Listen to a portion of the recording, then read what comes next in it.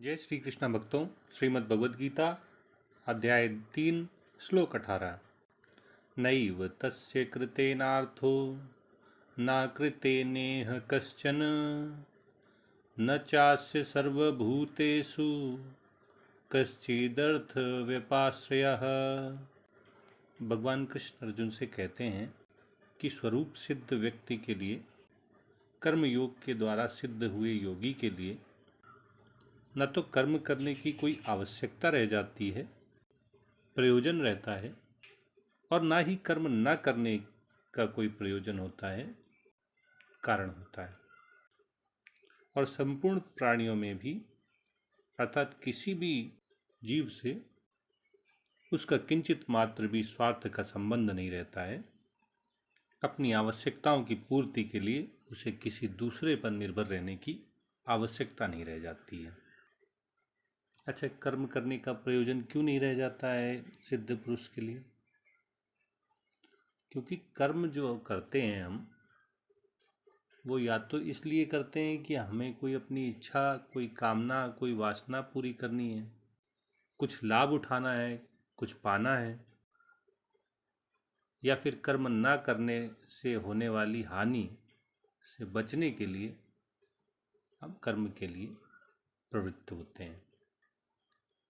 लेकिन जो स्वरूप सिद्ध व्यक्ति है, उसकी तो कोई कामना बची नहीं, कोई इच्छा है नहीं, लाभ और हानि दोनों से परे वह स्थित हो गया है, और इसलिए उसके नित्य कर्मों को करने की, कर्तव्य पालन की कोई आवश्यकता नहीं रह जाती है, कोई प्रयोजन नहीं बचता है।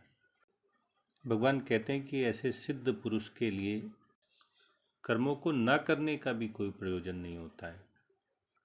उसके द्वारा कर्म न किए जाएं, इसका भी कोई कारण नहीं होता है। इसका क्या मतलब है कि कर्म न करने का कोई कारण नहीं होता है? बताइए।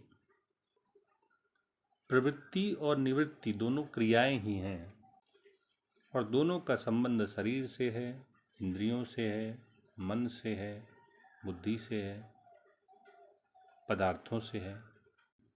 लेकिन जब मनुष्य कर्म योग के अभ्यास से योगी बन जाता है, स्वरूप सिद्ध हो जाता है, तब उसका न तो शरीर से, न ही इंद्रियों, मन, बुद्धि और पदार्थों से कोई संबंध रह जाता है। वह निर्लिप्त हो जाता है। वह ये तो जानता है कि शरीर संसार से प्राप्त हुआ है और संसार की भलाई के लिए, लोगों के हित के लिए इस शरीर से कर्म करने हैं। लेकिन उसे अपने इस शरीर के लिए, इंद्रियों की तृप्ति के लिए, पदार्थों का संचय करने के लिए, परिग्रह करने के लिए न तो कुछ करने की आवश्यकता है और ना ही कुछ न करने की भी आवश्यकता शेष रह जाती है। क्योंकि जो आत्मा है वह प्रकाशक है, वह कर्ता नहीं है, वह क्रिया भी नहीं है। इसलिए स्वरूप सिद्ध व्यक्ति का कर्म न करने का भी कोई प्रयोजन नहीं रह जाता है, कर्म न करने का भी उसके कोई कारण नहीं होता है। और भगवान कहते हैं कि ऐसे स्वरूप सिद्ध व्यक्ति, ऐसे योगी महापुरुष सभी प्राणियों के साथ, अर्थात किसी भी अन्य व्यक्ति के साथ स्वार्थ का संबंध नहीं रखते हैं।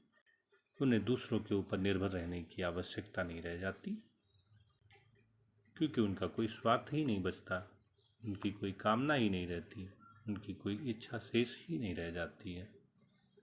और इसलिए उनका किसी भी प्राणी के साथ स्वार्थ का संबंध नहीं रहता है, वे किसी पर निर्भर नहीं रहते हैं।